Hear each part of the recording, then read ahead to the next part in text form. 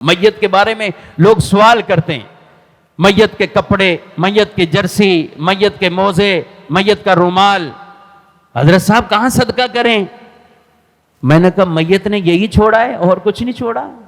نہیں پیسے تو ہیں، وہ بینک میں پڑے ہوئے۔ اچھا پیسے بڑے صاف ستھرے ہیں جو میت چھوڑ کر گئے؟ میت کے جیب سے آئی فون نکلے تو یہ کوئی نہیں صدقہ کرے گا؟ نہیں یار یہ تھوڑی، آپ 50 روپے دے دو جو نکلے ہیں وہ صدقہ کرو، آئی فون تھوڑی کرتے ہیں، یہ رکھ لو یار بچے استعمال کریں گے۔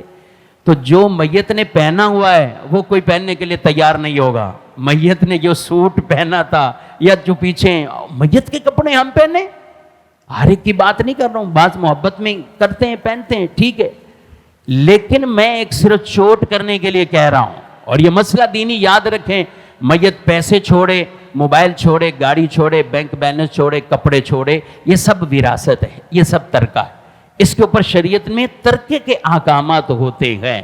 ہاں سارے لوگ بالغ ہیں، اپنی رضامندی سے یہ کہیں کہ ہم یہ مال، یہ کپڑے، یہ چیزیں یہ صدقہ کر رہے ہیں، آپ کر سکتے ہیں، بالغ ہیں سب، وہ آپ نکال سکتے ہیں، کر سکتے ہیں۔ مگر جو میں کہنا چاہ رہا ہوں وہ بھی سمجھنے کی کوشش کریں کہ اللہ کی راہ میں وہ چیز دیں جو آپ کو بھی پسندیدہ ہو۔ نہیں یقین تو چوتھے پارے کو نکال کر پہلی آیت پڑھ لینا، زیادہ میں لمبا چوڑا نصاب نہیں دوں گا۔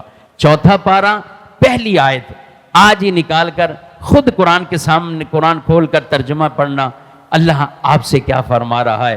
لن تنالوا البر حتی تنفقوا مما تحبون، تم نیکی ہرگز نہیں پا سکتے جب تک تم اپنی پسندیدہ چیزوں کو اللہ کی راہ میں خرچ نہیں کرو گے۔